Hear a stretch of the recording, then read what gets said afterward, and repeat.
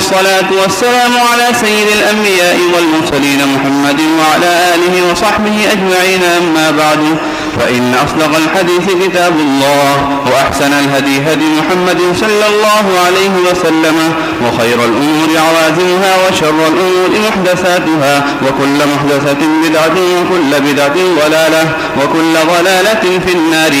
وبالسند المتصل منا إلى الشيخ الإمام الهمام الحافظ الحجة أمير المؤمنين في الحديث أبي عبد الله محمد بن إسماعيل بن إبراهيم بن المغيرة بن بردهبة الجعفي اليماني البخاري رحمه الله تعالى. اللهم انفعنا وارفعنا بعلومه وعلومكم أيها الشيخ الجليل الكريم، آمين يا رب العالمين. أنه قال: كتاب الوضوء. بسم الله الرحمن الرحيم. باب ما جاء في الوضوء وقول الله تعالى: إذا قمتم إلى الصلاة فاغسلوا وجوهكم وأيديكم إلى المرافق وامسحوا برؤوسكم وأرجلكم إلى الكعبين. قال أبو عبد الله: وبين النبي صلى الله عليه وسلم أن فرض الوضوء مرة وتوضأ أيضا مرتين وثلاثا ولم يزد على 3. وكره أهل العلم الإسراف فيه وأن يجاوزوا فعل النبي صلى الله عليه وسلم.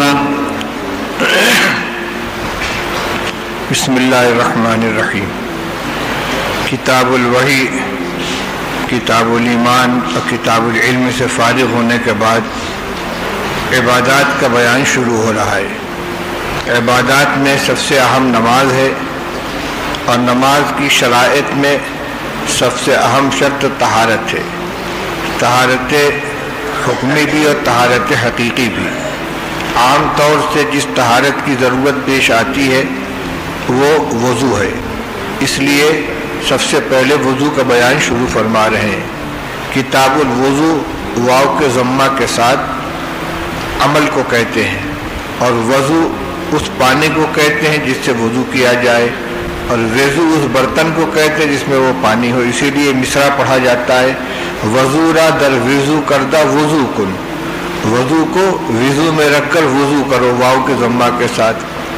یہ وضو اس علاقے میں مؤنث ہو گیا اور ہمارے علاقے میں مذکر ہے. یہاں کہتے ہیں میری وضو نہیں ہے، مجھے وضو کرنی ہے. ویسے عام طور سے کتابوں کے اندر بھی اس کو مذکر ہی استعمال کیا جاتا ہے. بسم اللہ الرحمن الرحیم. باب ما جاء فی الوضوء، باب فی الوضوء ما جاء فی قول اللہ تعالی. امام بخاری رحمۃ اللہ علیہ جب بھی کوئی کتاب شروع کرتے ہیں تو ایک یا چند آیات ذکر کرتے ہیں جس میں اشارہ ہوتا ہے کہ یہ آیت اس مسئلے میں اصل ہے، اور جتنی روایات آئیں گی ان کی حیثیت انہیں کی تشریح یا ان کے متعلقات کی ہوگی. وضو کے سلسلے میں اصل یہی آیت ہے: اذا قمتم الى الصلاة فاغسلوا وجوهكم وأيديكم الى المرافق وامسحوا برؤوسكم وأرجلكم الى الكعبين. اتنی آیت کے اندر وضو کے فرائض کو بیان کر دیا گیا ہے. اذا قمتم الى الصلاة، جب تم نماز کے لیے اٹھو تو کیا ہر اٹھنے والے کے لیے وضو کرنا ضروری ہے؟ اہل ظاہر اسی کے قائل ہیں. ان کے نزدیک سبب وجوب وضو قیام الى الصلاة ہے، لہذا جو آدمی بھی نماز کے لیے اٹھے گا اس کے ذمے وضو کرنا لازم ہوگا. جبکہ جمہور کے نزدیک اس کے ساتھ وَأَنْتُمْ مُحْدِثُونَ کی قید ہے کہ اگر وضو نہیں ہے تو وضو کرنا ضروری ہوگا. دلیل اس کی کیا ہے؟ اس کی دلیل یہ ہے کہ آیت تیمم میں اللہ تعالیٰ فرماتے ہیں: وَإِن كُنْتُمْ مَرْضَىٰ أَوْ عَلَىٰ سَفَرٍ أَوْ جَاءَ أَحَدُكُم مِّنكُم مِّنَ الْغَائِطِ أَوْ لَامَسْتُمُ النِّسَاءَ فَلَمْ تَجِدُوا مَاءً فَتَيَمَّمُوا صَعِيدًا طَيِّبًا فَامْسَحُوا بِوُجُوهِكُمْ وَأَيْدِيكُم مِّنْهُ. اس میں یہ فرمایا گیا کہ تم بیمار ہو یا سفر میں ہو، یا تم استنجا کر کے آئے ہو، یا تم نے عورتوں سے ملامست کی ہو. ہمارے نزدیک ملامست سے مراد جمع کرنا ہے جس کو حدث اکبر ہے. شوافی کے نزدیک ملامست سے مراد مس مرأت ہے جو حدث اصغر ہے، لیکن بہرحال حدث ہے. تو اگر محدث ہو اور فلم تجدوا ماء، پانی نہ ملے تو تیمم کر لو. معلوم ہوا کہ اگر پانی موجود ہو تو وضو کرنا ہوگا. وضو اصل ہے، تیمم اس کا خلف ہے. جو شرط خلف کے اندر ہے وہ اصل میں بھی ملحوظ رہے گی. جب تیمم کے فرض ہونے کے لیے محدث ہونے کو شرط کے طور پر ذکر کیا گیا ہے کہ تم فلاں فلاں حالات سے گزرو اور پانی نہ ملے تو تیمم کر لو، چاہے وضو کرنا ہو چاہے غسل کرنا ہو، کیونکہ ہماری لامستم النساء سے مراد جنابت ہے، تو غسل کرنے کے لیے پانی نہیں ہے یا وضو کرنے کے لیے پانی نہیں تو تیمم کر لو۔ لیکن اگر کسی کا وضو بھی ہے اور جنابت بھی نہیں ہے تو اس کے لیے یہ حکم نہیں ہے، تو تیمم وضو کا قائم مقام ہے۔ جب اس میں یہ شرط ملحوظ ہے کہ تیمم کرنا ضروری اسی وقت ہے جب کہ آدمی محدث ہو، تو وضو میں بھی محدث ہونا ضروری ہوگا، اس کے بغیر وضو فرض نہیں ہوگا۔ تو گویا مقصد یہ ہو گیا اذا قمتم الى الصلاة وانتم محدثون، کہ تم بے وضو ہو اور نماز کے لیے اٹھ رہے ہو تو وضو کر لو۔ پھر یہاں قمتم سے مراد القیام الی الصلاۃ ہے، اور عام طور سے استعمال اسی طرح کیا جاتا ہے کلام عرب کے اندر، جس کام کے ارادے سے آدمی اٹھے اس پر اذا داخل کر دیتے ہیں۔ اذا دخل الخلاء آگے آ رہا ہے، جب بیت الخلاء میں داخل ہوتی ہے دعا پڑھے، حالانکہ دعا داخل ہونے سے پہلے پڑھی جاتی ہے۔ تو یہ اسی طریقے سے صحبت کے وقت جب جمع کرے تو یہ دعا پڑھے، وہاں بھی جمع سے پہلے ہی وہ دعا ہے۔ تو اذا قمتم الی الصلاۃ کا معنی کیا ہوا؟ اذا اردتم القیام الی الصلاۃ، جب نماز کے لیے اٹھنے کا ارادہ کرو، اور پھر وہ انتم محدثون کی قید ملحوظ ہے، بے وضو ہو تو یہ عمل کر لو۔ اس میں فرائض وضو کو بیان کیا گیا ہے۔ ایک پہلا فرض کیا ہے؟ فاغسلوا وجوہکم، اپنے چہروں کو دھل لو۔ چہرہ ما یتواجہ بہ الانسان، جتنے حصے سے آدمی کی مواجہت ہوتی ہے، پیشانی کے بال سے لے کر ٹھڈی تک اور دونوں کانوں کے درمیان کا حصہ جتنے سے سامنے ہوتا مواجہت ہوتی ہے، اتنے حصے کو وجہ کہا جاتا ہے۔ جس کے چہرے پہ داڑھی نہ ہو تو کان اور بال کے درمیان کی جو جگہ ہے یہ بھی چہرے کے اندر شامل ہے، اس تک پانی کا پہنچانا فرض ہے، پانی کا بہانا۔ اور جب چہرہ خالی ہو تو سامنے کے حصے کو تو پانی بہانا فرض ہے، لیکن یہاں بھی تری پہنچانا ضروری ہوتا ہے۔ تو وجہ کا دھلنا سب سے پہلا فریضہ۔ وَأَيْدِيَكُمْ إِلَى الْمَرَافِقِ، اور دونوں ہاتھوں کو دھلو کہنیوں تک۔ شرح وقائع میں اچھی طرح اس بحث کو آپ حل کر کے آئے ہیں۔ یہ الہ جو ہے یہ یہاں غائب مغیہ کے اندر داخل ہے، کہنی کو بھی دھلنے کے حکم میں شامل رکھا گیا ہے۔ وَامْسَحُوا بِرُؤُوسِكُمْ، اور اپنے سروں کا مسح کرو۔ وَأَرْجُلَكُمْ إِلَى الْكَعْبَيْنِ، اور اپنے دونوں پیروں کو دھل لو ٹخنوں تک۔ یہاں وَامْسَحُوا بِرُؤُوسِكُمْ میں یہ مجمل ہے کہ مطلق ہے، اس کا اختلاف ہے۔ ہمارے نزدیک یہ مجمل ہے، اس کا بیان رسول اللہ صلی اللہ علیہ وسلم کے عمل سے ہوگا، اور آپ کے عمل میں ربع راس سے کم کا مسح کرنا ثابت نہیں ہے، اس لیے ہمارے یہاں بس موضوع کے اندر کم سے کم چوتھائی سر کا مسح کرنا فرض ہے، اور اس سے کم مسح کرنے سے فریضہ ادا نہیں ہوگا۔ حضرات شوافی کے نزدیک یہ مطلق ہے، اور المطلق اذا اطلق المطلق یجری علی اطلاق ہی، مطلق اپنے اطلاق پر قائم رہتا ہے، اس لیے شوافی کے یہاں اگر ایک انگلی بھی بھگو کر سر کے بال سے لگا لیا تو مسح کا حکم ادا ہو جائے گا۔ لیکن ایسا کوئی عمل کسی زمانے میں کسی سے ثابت نہیں ہے، صحابہ اور رسول اللہ صلی اللہ علیہ وسلم سے کم جو ثابت ہے وہ کیا ہے؟ حضرت مغیرہ بن شعبہ رضی اللہ تعالیٰ عنہ کی جو روایت ہے کہ آپ نے استنجا کیا اور وضو کیا، مسح علی ناصیتہ، سر کے اگلے حصے پر مسح کیا۔ ناصیہ کا ترجمہ اردو میں پیشانی کیا جاتا ہے، اور پیشانی سے اردو والے یہ ماتھا سمجھتے ہیں، لیکن عربی میں اس کو جبہہ کہا جاتا ہے، اور ناصیہ کہا جاتا ہے سر کے اگلے حصے کو۔ لنصفان بالناصیۃ ناصیۃ کاذبۃ خاطیہ، ہم اس کے پیشانی کا بال پکڑ کر گھسیٹیں گے، تو یہاں ماتھے پر تو بال نہیں ہے، بال تو سر ہی کے اوپر ہے، اور جب کسی کو بے قابو کرنے کے لیے بال پکڑا جاتا ہے تو یہ سر کے اگلے حصے کے بال پکڑا، اس کو ناصیہ کہتے ہیں۔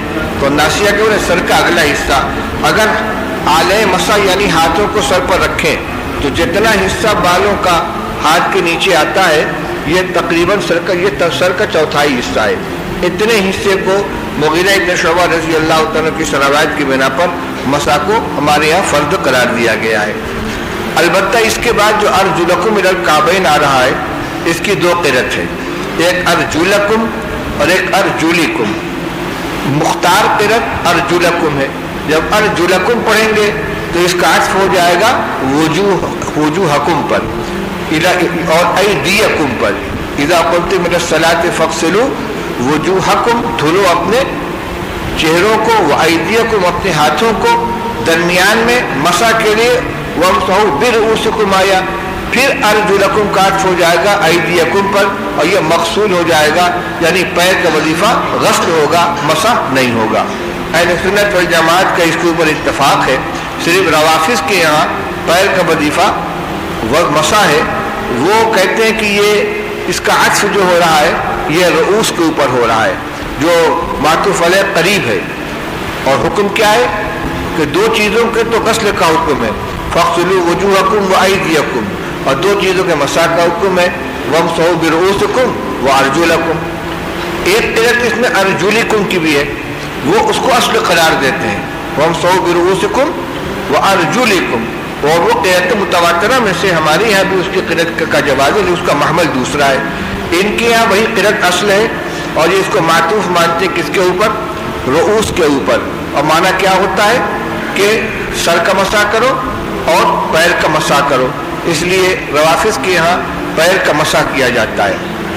اب اگر ہم قرأت لیتے ہیں ارجلکم کی تب تو کوئی اشکال نہیں ہے، کیونکہ اس کا عطف جو ہوگا وہ ایدیکم پر ہوگا، اور ید کا وظیفہ غسل ہے، لیکن اگر ارجلکم پڑھتے ہیں تو اس کے باوجود اس صورت میں بھی ہمارے یہاں اس سے مسح ثابت نہیں ہوتا بلکہ غسل ہی ثابت ہوتا ہے، اور اس کی وہ وجہ کیا ہوگی، اس کو کسرہ کیوں دیا جا رہا ہے؟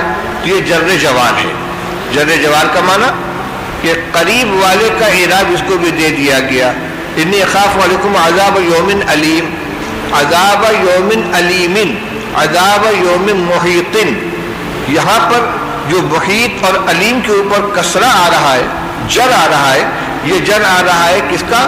یومن کی بنا پر، ورنہ یہ صفت عذاب کی ہے، عذاب محیط ہوگا، دن محیط نہیں ہوگا، عذاب المناک ہوگا، دن المناک نہیں ہوگا، تو یہ صفت تو ہے کس کی؟ عذاب کی، لیکن اعراب دیا جا رہا ہے کس کا؟ یوم کا، تو کیوں دیا جا رہا ہے؟ قریب میں ہونے کی بنا پر۔ اس کے علاوہ کبھی ایسا بھی ہوتا ہے کہ دو چیزیں ذکر کی جاتی ہیں، دونوں کا عامل الگ الگ ہوتا ہے، لیکن ایک کے عامل کو ذکر کرتے ہیں دوسرے کو حذف کر دیتے ہیں، وہ کیا ہے؟ کیسے؟ آپ بہت مشہور جملہ ہے، الفتھا طبنا و ماء، عرب بولتے ہیں کہ میں نے اپنی اونٹنی کو چرایا، چارہ اور پانی، حالانکہ پانی چرایا نہیں جاتا، اصل جملہ کیا تھا؟ الفتھا طبنا و سقیتھا ماء، تو سقیت کو حذف کر دیا گیا، اور الفت کے مفعول پر اس کے مفعول کو عطف کر دیا گیا۔ اشعار میں ملتا ہے، ایک شعر ہے کہ وَرَأَيْتُ زَوْجَكَ فِي الْوَغَى مُتَقَلِّدًا سَيْفًا وَرُمْحًا، وَرَأَيْتُ زَوْجَكَ فِي الْوَغَى، کوئی شاعر ہے کسی عورت کو مخاطب کر کے کہہ رہا ہے کہ میں نے تیرے شوہر کو میدان جنگ کے اندر دیکھا، کس حال میں دیکھا؟ متقلداً سیفاً ورمحا، وہ پرتلا لٹکائے ہوئے تھا تلوار کا اور نیزے کا، حالانکہ دنیا جانتی ہے کہ پرتلا صرف کس کا ہوتا ہے؟ تلوار کا ہوتا ہے، ایک پٹا سے لے کر ادھر گردن سے ڈالا یہاں لٹکا دیا، اور اس میں نیام کے اندر تلوار رکھ دی گئی، نیزہ تو اٹھایا جاتا ہے، تو اصل کیا تھا؟ وَلَقَدْ رَأَيْتُ زَوْجَكَ فِي الْوَغَى مُتَقَلِّدًا سَيْفًا وَحَامِلًا رُمْحًا، میں نے تیرے شوہر کو دیکھا اس حال میں کہ وہ تلوار کا کو قلادہ کے طور پر پہنے ہوئے تھا اور نیزہ اٹھائے ہوئے تھا، لیکن حاملن کو حذف کر دیا گیا اور اس کو عطف کر دیا کہ متقلدن کے مفعول کے اوپر، وہ اسی طرح یہاں ہے وَامْسَحُوا بِرُؤُوسِكُمْ وَاغْسِلُوا أَرْجُلَكُمْ، لیکن اغسلوا کو حذف کر دیا گیا اور عطف کر دیا گیا، اس کے مفعول کو عطف کر دیا گیا کس کے اوپر؟ پہلے فعل کے مفعول کے اوپر۔ یہ کب ہوگا؟ جب رؤوسکم پڑھیں گے تب، کہ جو اعراب اس کا تو وہی اعراب اس کا ہو گیا، اور اگر ارجلکم پڑھتے تو کوئی مسئلہ ہی نہیں ہے، زیادہ سے زیادہ یہ کہا جائے گا کہ یہاں معطوف علیہ کے درمیان فصل ہو گیا، عطف ہو رہا ایدیکم پر، درمیان میں دوسرا جملہ آگے وامسحوا برؤوسکم، اب پھر ارجلکم کا عطف ہو رہا ہے کس کے اوپر؟ ایدیکم کے اوپر، تو اس میں معطوف علیہ کے درمیان فصل ہو گیا، یہ فصل ناجائز نہیں ہے، خاص طور سے اگر اس میں کوئی حکمت پوشیدہ ہو. اور یہاں حکمت ہے. حکمت کیا ہے؟ ترتیب کو بیان کرنا. یہ الگ بات ہے کہ ہمارے نزدیک یہ ترتیب فرض نہیں ہے اور شوافی کے نزدیک ترتیب ضروری ہے، لیکن مستحب تو بہرحال ہے، مسنون تو بہرحال ہے. اللہ تعالیٰ یہی چاہتے کہ اس ترتیب کے ساتھ وضو کیا جائے. صرف اختلاف اس میں ہے کہ اگر اس ترتیب کے خلاف وضو کر لیا تو حدث زائل ہوگا یا نہیں، وضو ہو جائے گا یا نہیں. ہمارے نزدیک ہو جائے گا، کیونکہ اعضاء جو ہیں ان کا جو عمل تھا وہ سب پایا گیا.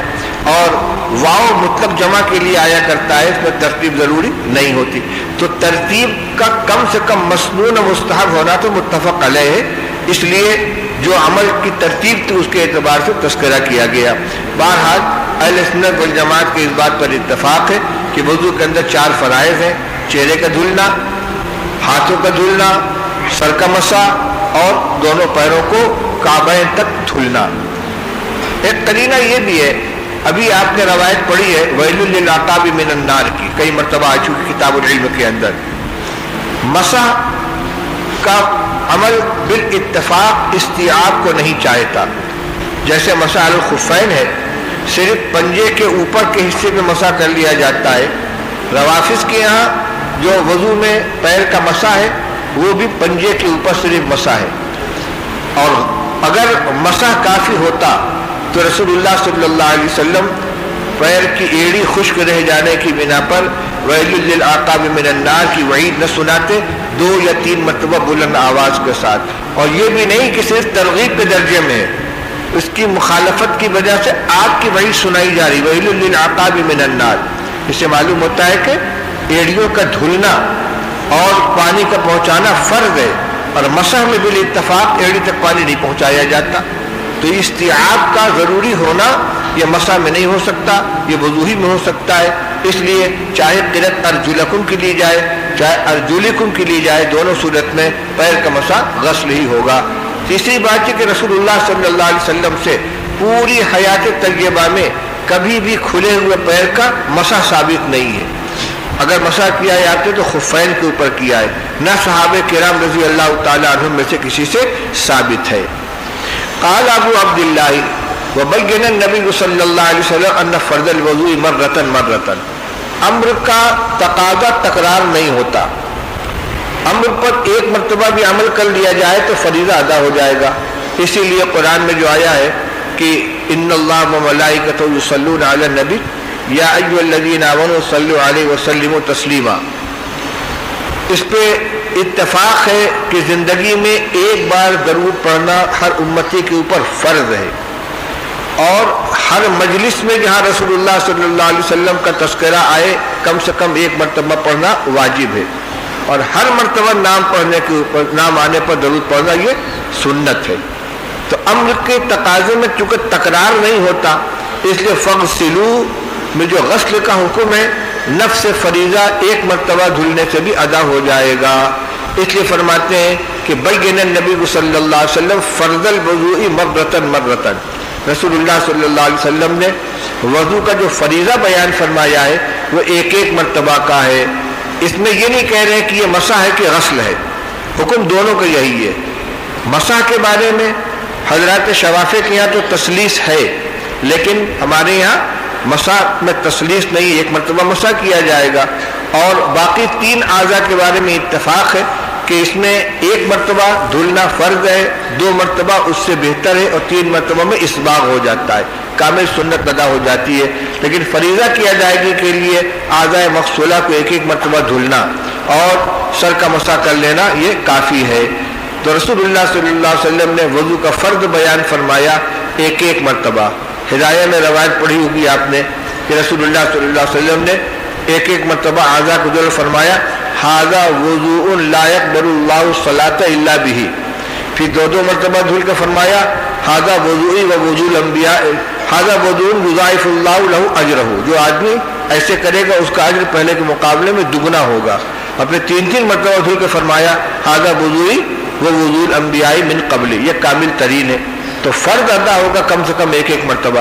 وتوضا مرتين اور دو دو مرتبہ بھی آپ نے اعضاء کو دھولا۔ بخاری شریف ہی میں آگے روایت آ جائے گی عبداللہ ابن زید ابن عاصم رضی اللہ تعالیٰ عنہ کی کہ رسول اللہ صلی اللہ علیہ وسلم نے بعض اعضاء کو 2 مرتبہ دھولا، وہ سلاسن اور 3 مرتبہ بھی دھولا، بلکہ ایک ہی وضو کے اندر بعض اعضاء کو 2 مرتبہ بعض اعضاء کو 3 مرتبہ دھولا، یہ بتلانے کے لیے کہ اس میں 1 مرتبہ تو ضروری ہے اور اس سے زیادہ 2 مرتبہ اگر دھل لیا تو زیادہ بہتر ہے، اور اگر 3 مرتبہ دھولا جیسا کہ عام عمل ہے تو یہ عام معمول تھا رسول اللہ صلی اللہ علیہ وسلم کا، اور یہ سب سے زیادہ کامل ہے۔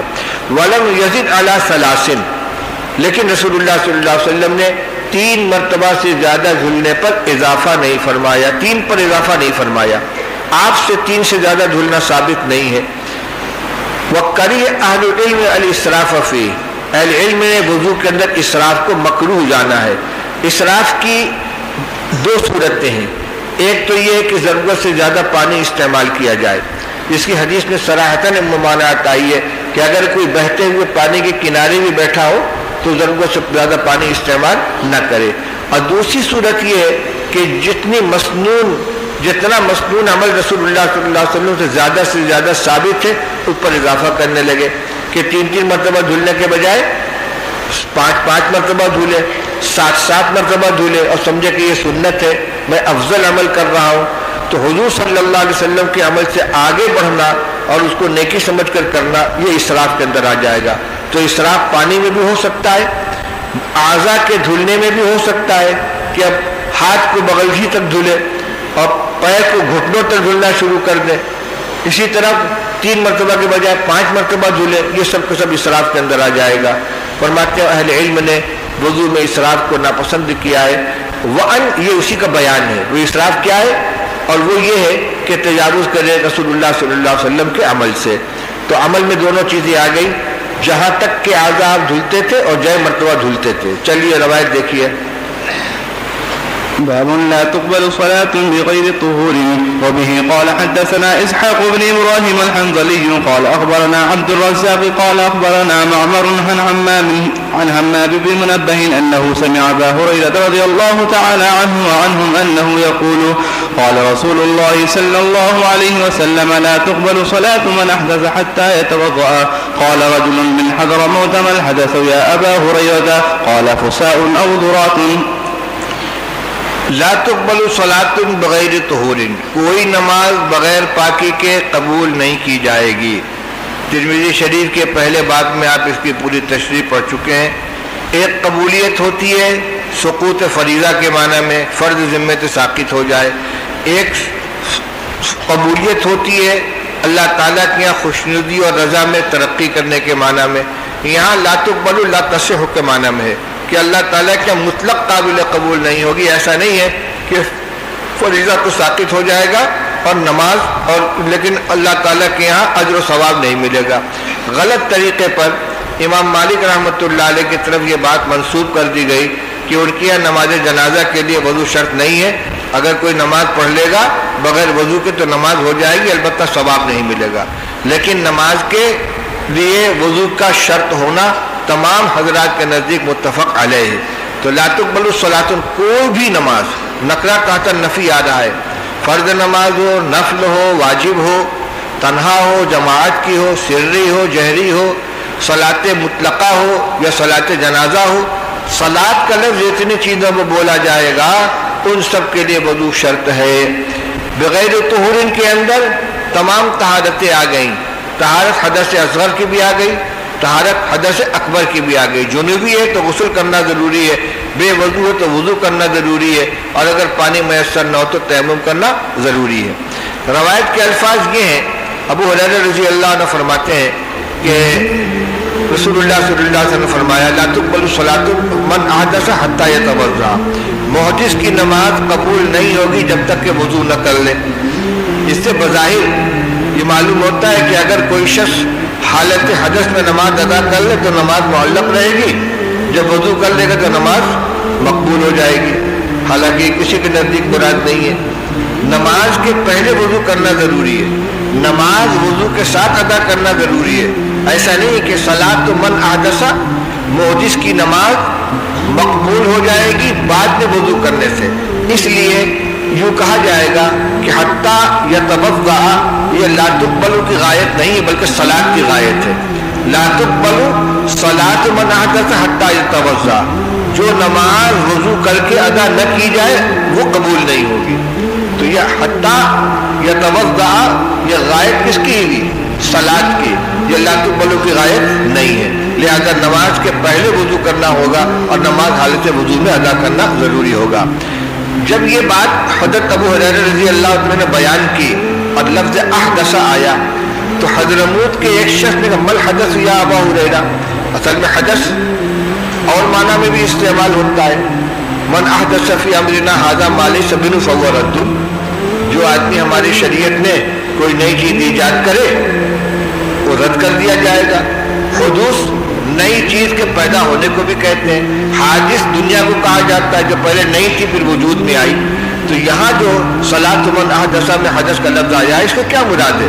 ایک سائل نے پوچھا ابو ہریرہ رضی اللہ عنہ سے مجلس درس کے اندر. انہوں نے فرمایا فصاع او زرات، فصاع او زرات، ہوا کا خارج ہونا چاہے بغیر آواز کے ہو یا آواز کے ساتھ ہو. یہ حصر نہیں ہے بلکہ ایک مثال دی جا رہی ہے کہ یہ حدث سے مراد نئی چیز کا پیدا ہونا نہیں ہے بلکہ نواقض وضو میں سے کسی چیز کا پایا جانا ہے. نواقض وضو میں پیشاب ہے، پاخانہ ہے اور اس سے ادنا درجے کی چیز محض ہوا کا خارج ہو جانا ہے. جب محض ہوا کے خارج ہو جانے سے وضو ٹوٹ جائے گا تو پیشاب اور پاخانے کے خارج ہونے سے، مزی اور ودی کے خارج ہونے سے بدرجہ اولیٰ وضو واجب ہو جائے گا. اور اس کے علاوہ ہمارے یہاں اور چیزیں بھی ہیں.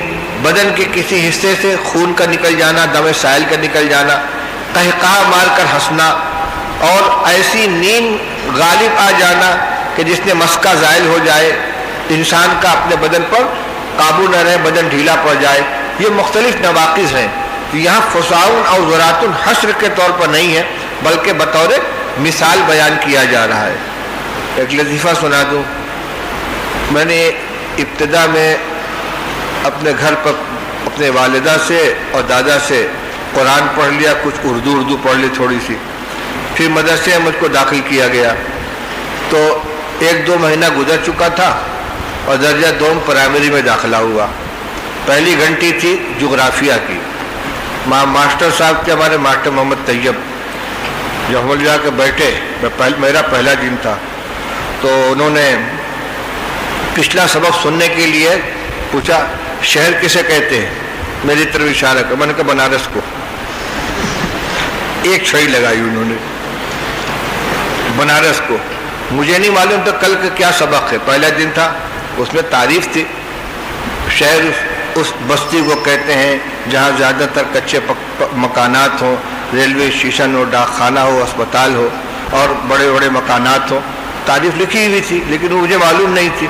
تو میں نے جو مثال دی وہ مثال کو تعریف کی جگہ پر ذکر کر دیا. شہر کس کو کہتے ہیں؟ بنارس کو. یہ اسی طرح کا ہے کہ حدث کس کو کہتے ہیں؟ فصاع اور زرات کو. یہ اس کا حصر نہیں ہے بلکہ اس کی ایک مثال ہے.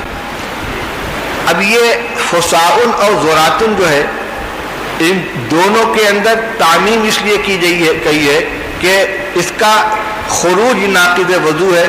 بدبو کا محسوس ہونا یا آواز کا سنائی دینا یہ شرط نہیں ہے. یہ اس لیے کہہ رہا ہوں کہ آگے روایت آ رہی اس کی تشریح اسی کے ذیل میں ہوگی. چلیے معلوم ہوئے ہو گیا کہ نماز کی صحت کے لیے وضو کا ہونا ضروری ہے، بغیر وضو کے نماز نہیں ہوگی. جی. باب فضل الوضوء والغر المحجلون من آثر الوضوء. وبه قال حدثنا يحيى بن بكير قال حدثنا الليث عن خالد عن سعيد بن أبي هلال عن نعيم المجمل قال رقيت مع أبي هريرة رضي الله تعالى عنه على ظهر المسجد فتوضأ فقال إني سمعت رسول الله صلى الله عليه وسلم يقول إن أمتي يدعون يوم القيامة غرا محجلين من آثار الوضوء فمن استطاع منكم أن يطيل غرته فليفعل. باب فضل الوضوء، وضو کی فضیلت. وضو ازالہ حدث کے لیے کیا جاتا ہے، اس پر نماز کی صحت موقوف ہے، لیکن یہ صرف آلہ ہے یا خود یہ عبادت ہے اور اس پر کوئی اجر ملے گا، کوئی فائدہ مرتب ہوگا؟ امام بخاری رحمۃ اللہ علیہ فرماتے ہیں کہ وضو فی نفسی بھی مطلوب ہے، یہ ایک عبادت ہے اور اس پر اجر و ثواب ملے گا، آخرت میں اس کا نفع ظاہر ہوگا۔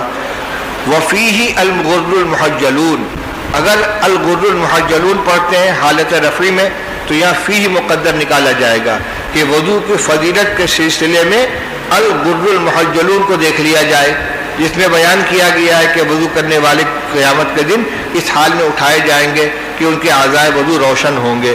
اور اگر وہ نسخہ لیتے ہیں جو حاشیے میں دیا ہے باب فضل الوضو والغر المحجلین، تو پھر اسی پر حذف ہو جائے گا کہ وضو کی فضیلت اور الغر المحجلون کی فضیلت۔ غر جمع ہے اغر کی اور محجلون یا محجلین جمع ہے محجل کی۔ یہ اصل میں صفت گھوڑے کی، وہ گھوڑا کہ جس کی پیشانی کے اوپر سفیدی ہو اور جس کے چاروں پیر، جس میں 2 ہاتھ ہے 2 پیر ہے، یہ کھر کے اوپر کچھ دور تک سفید ہوں، ان کو پچ کلیانی کہا جاتا ہے۔ چاروں پیر کا ابتدائی حصہ نیچے کا سفید اور پیشانی کے اوپر سفیدی۔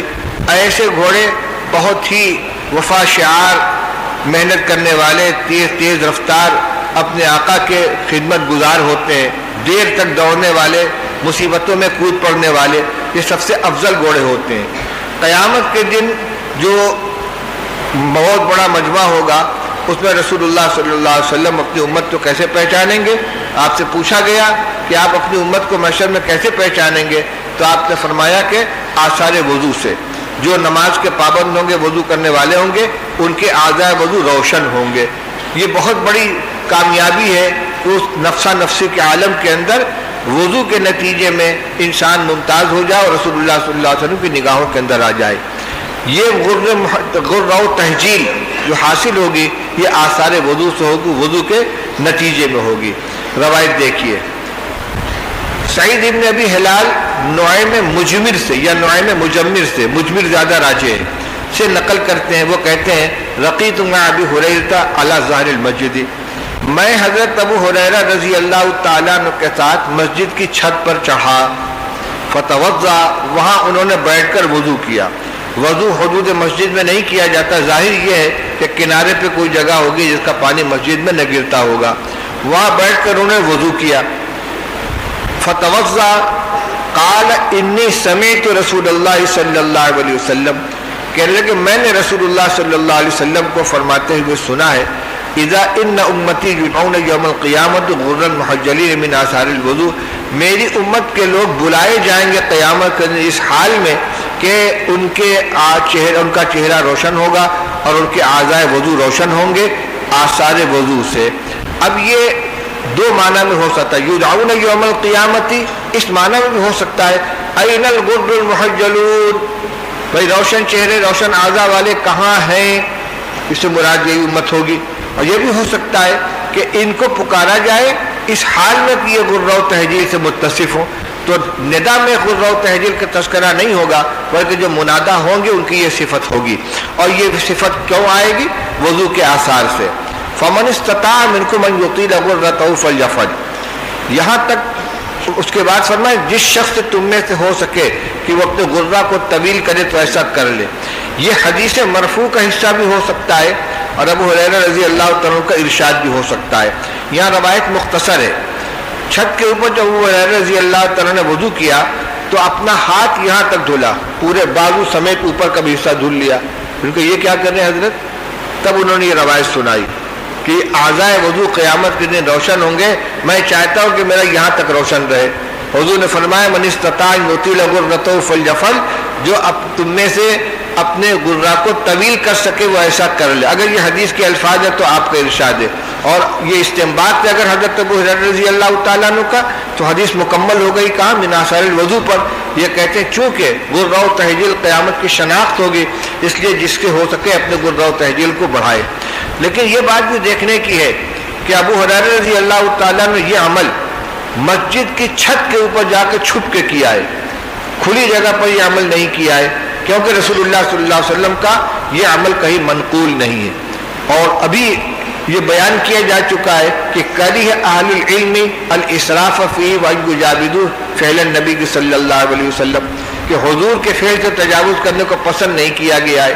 تو اب اس میں 2 جہتیں ہو گئیں، ایک طرف غرہ و تہجیل کی فضیلت اور اس میں اضافہ کی نیت سے ہاتھ کو اوپر تک دھلنا، اور دوسری جہت یہ ہے کہ رسول اللہ صلی اللہ علیہ وسلم کے معمول کے خلاف ہے۔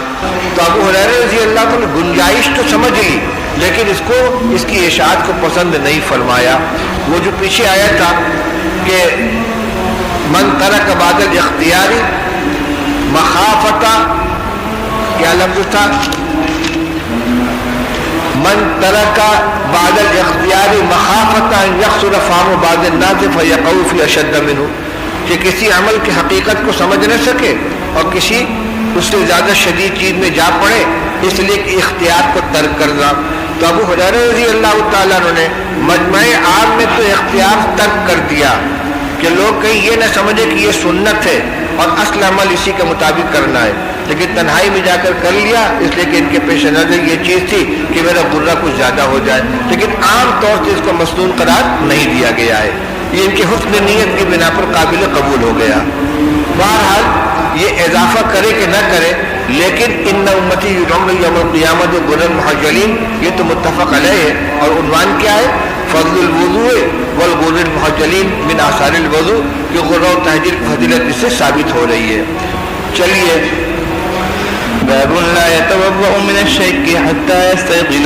وبه قال حدثنا علي قال حدثنا سفيان قال حدثنا الزهري عن سعيد بن المسيب وعن عباد بن تميم عن عمه أنه شكا إلى رسول الله صلى الله عليه وسلم الرجل الذي يخيل إليه أنه يجد شيئا في الصلاة فقال لا ينفتل أو لا ينصرف حتى يسمع صوتا أو يجد ريحا. لا يتوضأ من الشك، لا يتوضأ من الشك حتى يستيقن، کوئی شخص صرف شک کی بنا پر وضو نہ کرے جب تک کہ یقین نہ ہو جائے۔ کس چیز کا وہ یقین نہ ہو جائے؟ وضو نہ ہونے کا۔ ایک ضابطہ ہے کہ الیقین لا یزول بالشک، ایک حالت جو پہلے سے یقینی ہے اس میں صرف شک ہونے کی بنا پر یقین کا حکم زائل نہیں ہوگا جب تک کہ اس کے خلاف کوئی یقین نہ ہو جائے۔ ایک شخص باوضو ہے، اب اسے خیال ہو رہا ہے کہ میرا وضو ہے یا ٹوٹ گیا، یاد نہیں ہے، شک ہو رہا ہے، تو اس کو باوضو مانا جائے گا، کیونکہ پہلے سے باوضو ہونا یقینی تھا اور وضو کا ٹوٹنا مشکوک ہو گیا۔ اور ایک شخص وہ ہے جو استنجا کر کے آیا، اب اسے یاد نہیں کہ میں نے وضو کیا کہ نہیں کیا، وہ بے وضو مانا جائے گا، کیونکہ استنجا کرنے سے وضو کا ٹوٹنا یقینی ہو گیا اور وضو کرنا مشکوک ہے۔ تو اس کو فرما رہے ہیں کہ لا یتوضأ من الشک، ایک کوئی باوضو شخص صرف اس شک کی بنا پر کہ میرا وضو نہیں رہا وضو نہ کرے حتی یستیقن، جب تک کہ وضو نہ ہونے کا یقین نہ ہو جائے۔ یہ حکم وجوبی بیان کیا جا رہا ہے، لیکن اگر کوئی شخص وضو علی الوضو کے طور پر احتیاطاً وضو کر لیتا ہے تو اس میں کوئی حرج کی بات نہیں ہے، کیونکہ رسول اللہ صلی اللہ علیہ وسلم کا ابتداءً عمل یہی تھا کہ آپ ہر نماز کے لیے تازہ وضو فرمایا کرتے تھے، جیسا کہ حضرت انس رضی اللہ عنہ کی روایت میں آ رہا ہے کہ حضور ہر نماز کے لیے وضو کرتے تھے اور ہم لوگ ایک وضو سے کئی نماز ادا کر لیا کرتے تھے۔ تو ظاہر بات ہے کہ رسول اللہ صلی اللہ علیہ وسلم کا ہر نماز کے لیے وضو کرنا اس بنیاد پر نہیں تھا کہ ہر مرتبہ آپ کو وضو ٹوٹ جاتا تھا، یہ وضو علی الوضو تھا۔ تو اگر کوئی وضو علی الوضو کے طور پر وضو کر لیتا ہے تو اس میں کوئی حرج نہیں ہے، لیکن اس کو لازم سمجھ کر نہیں کرنا چاہیے اور محض شک کی بنا پر دوسرا وضو واجب نہیں ہوتا۔ روایت دیکھیے، وبی قال حدثنا علی، یہ علی ابن عبداللہ المدینی ہے، قال حدثنا سفیان، یہ کون سے سفیان ہے؟ سفیان ابن عیینہ ہے۔ اصل میں بڑا مسئلہ یہ ہے کہ سفیان ابن عیینہ اور سفیان ثوری یہ دونوں ہم استاذ بھی ہیں، ہم تلامذہ بھی ہیں، ہم عصر بھی ہیں، دونوں کو استاد بھی مشترک، دونوں کے تلامذہ بھی مشترک، دونوں کا زمانہ بھی مشترک، اس لیے بسا اوقات متعین کرنا مشکل ہو جاتا ہے کہ یہاں سفیان سے مراد کون ہے، لیکن عموماً سفیان ابن عیینہ کو سفیان کے لفظ سے یاد کیا جاتا ہے، اور سفیان ثوری کو یا تو سفیان ثوری یا صرف الثوری کہہ کے یاد کرتے ہیں امتیاز کے لیے۔ صرف الثوری کہیں گے تو سفیان ثوری ہوں گے، اور سفیان ثوری مراد ہوں گے تو سفیان الثوری کہیں گے، اور صرف سفیان بولیں گے تو عموماً سفیان ابن عیینہ مراد ہوتے ہیں، یہاں وہی مراد ہیں۔ قال حدثنا الزہری. اب زہری کے آگے دو طریق ہیں. عن سعید بن المسیب، ایک تو امام زہری کو یہ روایت ملی ہے سعید بن المسیب سے، دوسرے ملی ہے عباد ابن تمیم سے عن عمہ. اور اب وہ دونوں نقل کرتے ہیں سعید بن المسیب اور عباد ابن تمیم، عباد ابن تمیم کے چچا سے. یہ کون ہے؟ حضرت عبداللہ ابن زید ابن عاصم مازنی. عبداللہ ابن زید نام کے دو صحابی مشہور ہیں. ایک عبداللہ ابن زید ابن عبد ربی جو صاحب الاذان کہلاتے ہیں، جن سے اذان کی روایت مروی ہے، اور ایک عبداللہ ابن زید ابن عاصم مازنی انصاری صحابی ہیں. یہ صاحب الوضو کہلاتے ہیں، ان سے وضو کی روایتیں مروی ہیں. یہ حضرت عباد ابن تمیم راوی حدیث کے چچا ہیں. اور یہ محدثین کے درمیان اتنے معروف ہیں، یہ رشتہ معروف ہے کہ عباد ابن تمیم کے چچا کون ہے؟ عبداللہ ابن زید ابن عاصم کے نام کی ضرورت محسوس نہیں کہ عن امی کہنے پر اکتفا کر لیا. یہاں پر جو یہ نہیں کہا حدثنا الزہری عن سعید المسیب و عباد ابن تمیم، دونوں کو ایک ساتھ ذکر کرنے کے بجائے درمیان میں وہ عن کا اضافہ کر دیا، الگ الگ ذکر کیا. اس کی وجہ یہ ہے کہ آگے جو عن امی ہی آ رہا ہے یہ ضمیر صرف عباد کی طرف لوٹ رہی ہے. اگر دونوں کو معطوف علیہ کر دیتے عن سعید المسیب و عباد بن تمیم عن امیہ، تو معطوف علیہ مل کر ایک ہو جاتے. چچا کی ضمیر لوٹتی صرف ایک کی طرف، یہ غلط ہوتا. اس لیے سعید بن مسیب کا ذکر مکمل کر کے پھر عباد بن تمیم کا ذکر کر کے عن امیہ کہہ کے ضمیر لوٹائی کس کی طرف؟ عباد بن تمیم کی طرف. استاد دونوں کے ہیں. سعید بن مسیب کی روایت بھی عباد بن تمیم سے، اور عباد نہیں سے عبداللہ ابن زید ابن عاصم سے، اور عباد بن تمیم کی روایت بھی انہی سے. تو اب انہو کی ضمیر کہاں لوٹی؟ حضرت عبداللہ ابن زید ابن عاصم کی طرف. انہو شکا الی رسول اللہ صلی اللہ علیہ وسلم الرجل الذی یخیل الیہ. یہ لفظ دو طرح پڑھا گیا، دونوں صحیح ہے، شکا اور شکیہ. اگر شکا پڑھیں گے تب تو ہو کی ضمیر لوٹے گی عن کی طرف، اور اگر شکیہ پڑھیں گے تو یہ ضمیر شان ہوگی. اس صورت میں ترجمہ کیا ہوگا کہ عبداللہ ابن زید ابن عاصم یہ بیان کرتے ہیں کہ شکایت کی گئی رسول اللہ صلی اللہ علیہ وسلم سے اس شخص کی کہ جس کو یہ خیال ہوتا ہے کہ وہ نماز میں کچھ محسوس کر رہا ہے، پچھلے راستے سے کچھ کھدر پھدر ہو رہا ہے، لگتا ہے کہ ہوا خارج ہو گئی، محسوس ہو رہا ہے، یوں شک سا ہو رہا ہے. اگر شکیہ پڑھیں گے تو شکایت کرنے والے کا نام ذکر نہیں ہے. کسی نے شکایت کی، کسی ہو سکتا ہے کہ جو مبتلا تھا اسی نے شکایت کی ہو، یا خود عبداللہ ابن زید ابن عاصم نے شکایت کی، یا کسی تیسرے نے کی ہو. اس صورت میں شکایت کنندہ کی تعین نہیں ہے. اور اگر شکا پڑھیں گے تو شکایت کرنے والے کون ہوں گے؟ خود عبداللہ ابن زید ابن عاصم. بہرحال شکایت یہ ہے کہ ایک شخص نماز کے اندر یخیل، خیال سا ہوتا ہے، میں یقین نہیں ہے، خیال گزرتا ہے کہ کچھ ہو گیا. نیچے لکھا ہے خارجن عن الدبر، پچھلے راستے سے کچھ نکلتا ہوا محسوس کرتا ہے، شک سا ہوتا ہے، خیال سا آتا ہے. قال لا ينفتل، یا فرمایا لا ينصرف، نکلے گا نہیں، لوٹے گا نہیں، نماز توڑے گا نہیں، حتی یسمع صوتا او یجد ریحا، جب تک کہ اسے یقین نہ ہو جائے خروج ریح کا. اب خروج ریح کی عام متن دو صورتیں ہوتی ہیں، یا تو آواز پیدا ہو یا بدبو محسوس ہو. تو یہاں یسمع صوتا او یجد ریحا یہ قائم مقام حتی یستیقن کا، یہ مراد نہیں ہے کہ پورا یقین ہے، احتیاط کے ساتھ ہوا خارج کر دی، نہ آواز پیدا ہوئی نہ بدبو. اس لیے کہ خود جس کی ہوا خارج ہوتی اس کو بدبو محسوس نہیں ہوتی. تو بدبو محسوس ہوئی، نہ آواز سنائی دی، تو کہ میرا وضو تو ٹوٹا نہیں. کیوں؟ اس لیے کہ نہ آواز آئی نہ بدبو پیدا ہوئی. بہت سے نوجوان حرم کے اندر لیٹے رہتے ہیں اور خراٹا مارتے رہتے ہیں. ادھر اقامت بھی کھڑے ہو گئے نماز پڑھنے کے لیے. ایک عرب نوجوان لیٹا ہوا تھا اور اقامت سے اٹھا، کسی نے اس سے کہا توقع توقع، اس نے کہا لیما کہلی کر لیا، نے کہا نمتا. قال هل سمعت صوتا او وجدت ريحا، هل سمعت صوتا او وجدت ريحا، بدبو معلوم نہیں، آواز سنائی دی تھی. کہ جا بھیا تیرا مسئلہ تیرے ساتھ. یہ ظاہر پرستی کا انجام ہے کہ تفقہ سے خالی ہو کر صرف الفاظ کے پیچھے لاٹھی لے کر دوڑتے ہیں تو اس کا یہی انجام ہوتا ہے. تو اس پر اتفاق ہے کہ نیچے لکھا بھی ہے معناؤ حتی یتیقن الحدث یسمع صوتا یسمع ریحا، حقیقی معنی مراد نہیں بلکہ یقین ہو جائے. اور یہ نماز کی حالت میں جو حدث ہو سکتا ہے اس کو بیان کیا گیا ہے. اور سوال بھی اسی کے بارے میں کچھ محسوس کر رہا ہے، ورنہ وضو تو پیشاب سے بھی، پاخانے سے بھی اور خون نکلنے سے بھی وضو ٹوٹتا ہے، لیکن نماز پڑھتے ہوئے آدمی کو جو چیز محسوس ہوگی وہ یہی ہو سکتی ہے کہ محسوس ہو کہ ہوا خارج ہو رہی ہے. سوال اسی کے بارے میں تھا، لہٰذا جواب اسی کے بارے میں دیا جا رہا ہے. تو حدث کو ان دو چیزوں میں محدود نہیں کیا جا رہا ہے. جی